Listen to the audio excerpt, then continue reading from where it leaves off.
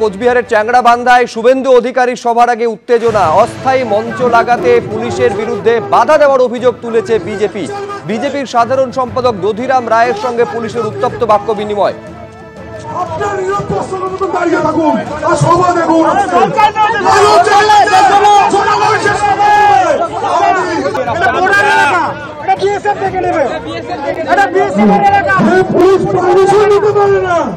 এখন চাল মারতে কোর্ট পারমিশন দিয়েছে, আপনার নিরপেক্ষতার মতো দাঁড়িয়ে থাকুন আর সভা দেখুন।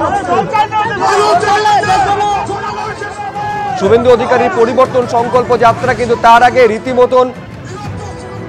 রীতিমতন তর্কাতর্কির পরিস্থিতি তৈরি হয় পুলিশের সঙ্গে বিজেপির। আমি এই মুহূর্তে ছবিটা জানবো, শুভেন্দু ভট্টাচার্য আমাদের প্রতিনিধি রয়েছেন, একবার দেখাও ছবিটা শুভেন্দু।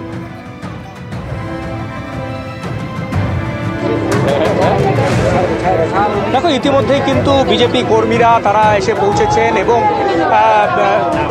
গেরুয়া সবুজ বেলুন নিয়ে বিজেপির পতাকা নিয়ে তারা কিন্তু চ্যাংড়াবান্ধা যে সীমান্ত এলাকা রয়েছে, যে বাইপাস সংলগ্ন এলাকায় তারা জড়ো হয়েছেন। আর কিছুক্ষণ পরেই বিরোধী দলনেতা শুভেন্দু অধিকারী তিনি এখানে এসে পৌঁছবেন এবং পরিবর্তন সংকল্প যাত্রা সেটা শুরু হবে। এর আগে জানিয়ে রাখি যে কিছুক্ষণ আগেই যে পরিবর্তন সংকল্প যাত্রা ভিআইপির মোড়ে যে অস্থায়ী একটা ক্যাম্প তৈরি করা হয়েছে, যে অস্থায়ী একটা ট্রাকের উপরে অস্থায়ী মঞ্চ তৈরি করা হয়েছে, সেই মঞ্চ বসানো নিয়ে কিন্তু পুলিশ আপত্তি জানায় এবং পুলিশের দাবি ছিল যে এই ব্যবসার এলাকায় আন্তর্জাতিক যেখানে সীমান্ত রয়েছে সেখানে কোনোভাবেই যে এই যে ট্রাফিক মুভমেন্ট সেটা বন্ধ করা যাবে না। এই নিয়ে কিন্তু বিজেপির সাথে যথেষ্ট পরিমাণে উত্তেজনা তৈরি হয় এবং বিজেপি নেতাদের সাথে পুলিশের তর্কাতর্কি শুরু হয়, এলাকায় উত্তেজনার পরিবেশ তৈরি হয় এবং বিজেপি নেতারা তারা পরিষ্কারভাবে জানায় যে যেভাবে হোক তারা কিন্তু সেখানেই সভা করবে।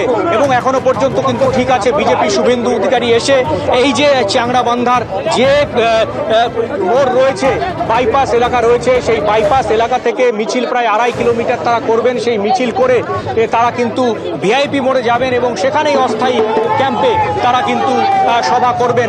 সব মিলিয়ে আমরা দেখতে পারবো যে প্রচুর উৎসাহী যারা বিজেপি কর্মী রয়েছেন তারা কিন্তু উপস্থিত হয়েছেন এই যে চ্যাংড়াবান্ধার এই পরিবর্তন সংকল্প যাত্রা। এবং আমরা এখানে বিজেপি যারা নেতৃত্ব তারা কিন্তু রয়েছেন। আমি শুভেন্দু তোমাকে থামাচ্ছি, তার কারণ যে সময় এই উত্তপ্ত বাক্য বিনিময়ের পরিস্থিতি তৈরি হলো, যে সময় পুলিশের বিরুদ্ধে অভিযোগ করছে বিজেপি যে আদালতের নির্দেশে কর্মসূচিতেও বাধা দিচ্ছে পুলিশ, ঠিক কি ছবি দেখা গেছিল দেখবো। একটা ট্রাক আমার এখান থেকে পাস করতে পারছে না, এটা মহামান্য হাইকোর্টের যে রায় সেটা অবমাননা করেছেন এবং যেটা করছেন সেটা আইনত ঠিক নয়। আমরা মহামান্য হাইকোর্টের নির্দেশে আমরা আজকে র্যালি এবং সভা আমরা করব এবং যদি কোনো জায়গায় হাইকোর্টের কন্ডিশন আমরা ব্রেক করে থাকি তার জবাব আমরা হাইকোর্টকে দেব। এই চোর পুলিশকে আমরা কোনো জবাব দেব না। স্থলবন্দরের কোন রকমের ট্রাফিক সেটা অবস্ট্রাকশন করা যাবে না। মাননীয় হাইকোর্ট যে অর্ডার দিয়েছেন যে স্থলবন্দরে যে ট্রাফিক আছে সেটা ভাবে অবস্ট্রাকশন করা যাবে না।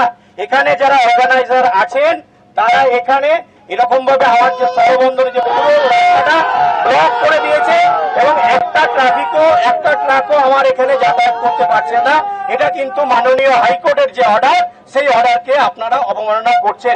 আমরা পুলিশকে ফোন করেছি যে আপনারা আসুন, কোন জায়গায় সভা মঞ্চটা করলে আপনাদেরও কোনো প্রবলেম হবে না, আমাদেরও কোনো প্রবলেম হবে না।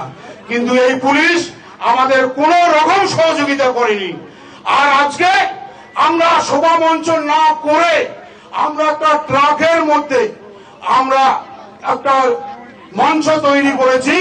সেই অস্থায়ী মঞ্চ তারা তুলে দেওয়ার জন্য আজকে সকাল থেকে তারা দফায় দফায় বুদ্ধি করে তারা এখানে এসেছে।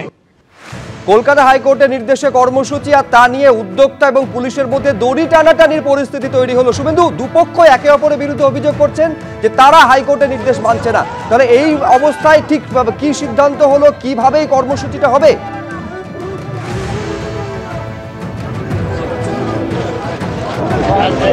দেখো, বিজেপি সিদ্ধান্ত নিয়েছে যে তাদের যেভাবে তারা অস্থায়ী মঞ্চের ওপর এই সভা করবেন সেখানেই কিন্তু তারা সভা করবেন। ইতিমধ্যে বিজেপির নেতারা তারা উপস্থিত হচ্ছেন, কিছুক্ষণ মধ্যেই কিন্তু বিরোধী দলনেতা উপস্থিত হবে। এবং পুলিশ যেটা দাবি করছে যে এই যে অস্থায়ী সভা মঞ্চ করা হয়েছে সেটা আন্তর্জাতিক সীমান্তে সেই হাইকোর্টের নির্দেশ অমান্য করে, কারণ পুলিশের দাবি হাইকোর্ট সম্পূর্ণরূপে বলেছে যে আন্তর্জাতিক সীমান্তে কোনোভাবেই ট্রাফিক যাতে কোনো সমস্যার সম্মুখীন না হয়।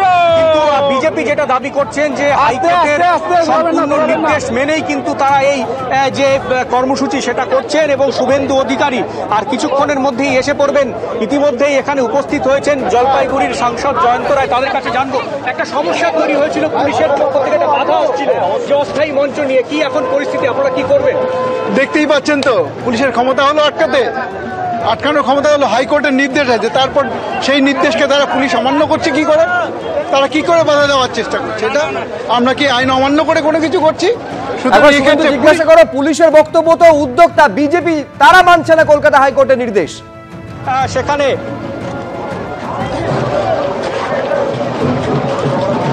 পুলিশ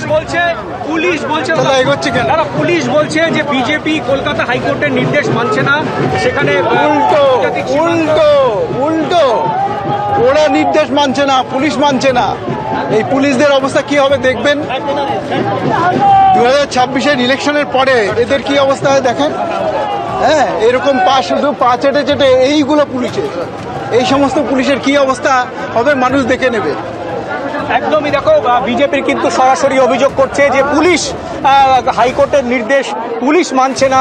বিজেপি তারা হাইকোর্টের নির্দেশ মেনেই এখানে সভা করতে এসেছে এবং পুলিশ তাদেরকে অনধিকার চর্চা করছে পুলিশ এখানে। এবং পুলিশ যেটা বলছে যে এই যে আন্তর্জাতিক সীমান্তে যে হাইকোর্টের নির্দেশ অমান্য করা হচ্ছে, যেই দাবি পুলিশের পক্ষ থেকে করা হচ্ছে সেই দাবি কিন্তু পুরোপুরি উড়িয়ে দিচ্ছে বিজেপি নেতৃত্ব। এবং বিজেপির জলপাইগুড়ির সাংসদ জয়ন্ত রায় তিনি সরাসরি বললেন যে এই যে পুলিশই হাইকোর্টের কোনো নির্দেশ কিন্তু মানছে না, এমনটাই কিন্তু তিনি দাবি করলেন। ধন্যবাদ শুভেন্দু। কিছু সময়ের মধ্যে চ্যাংড়াবান্ধায় এই যে কর্মসূচি সেখানে পৌঁছে যাবেন বিরোধী দলনেতা, কিন্তু তার আগে যে অভিযোগ বিরোধী দলনেতা করেছেন যে গোটা উত্তরবঙ্গ অবহেলিত, মুখ্যমন্ত্রী উত্তরবঙ্গবাসীকে বঞ্চিত করেছেন, বিজেপি ক্ষমতা এলে উত্তরবঙ্গের সব বঞ্চনা দূর করবে। উত্তরবঙ্গে বঞ্চনা আছে বলেই এখানে পৃথক রাজ্যের দাবি ওঠে। কি মন্তব্য করেছেন শুভেন্দু অধিকারী দেখব। উত্তরবঙ্গই অবহেলিত, উত্তরবঙ্গ থেকে পরিযায়ী শ্রমিক বেশি, উত্তরবঙ্গে চা বাগান বেশি বন্ধ হয়েছে, উত্তরবঙ্গে বালি পাথর গাছ বেশি পাচার হচ্ছে, নদীগুলোর অস্তিত্ব উত্তরবঙ্গে শেষ করে দেওয়া হয়েছে, উত্তরবঙ্গের হসপিটালগুলোর বেহাল অবস্থা। মুখ্যমন্ত্রী কার্যত এখানে বেড়াতে আসেন।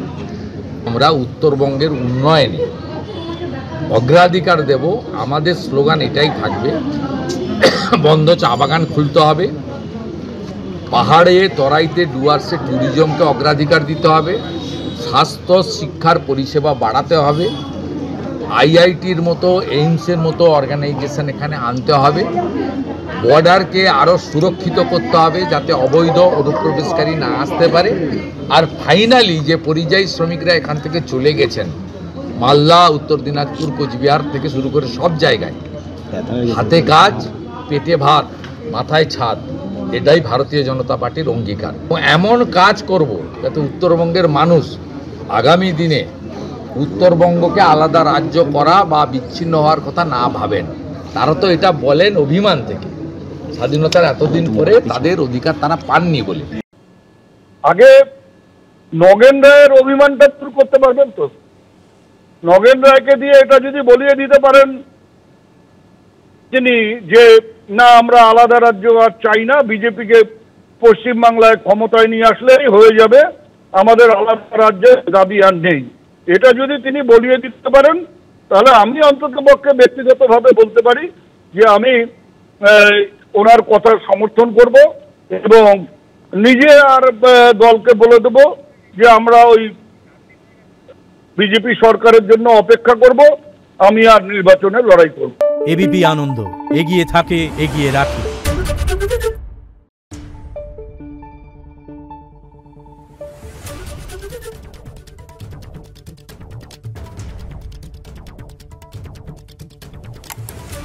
Thank you.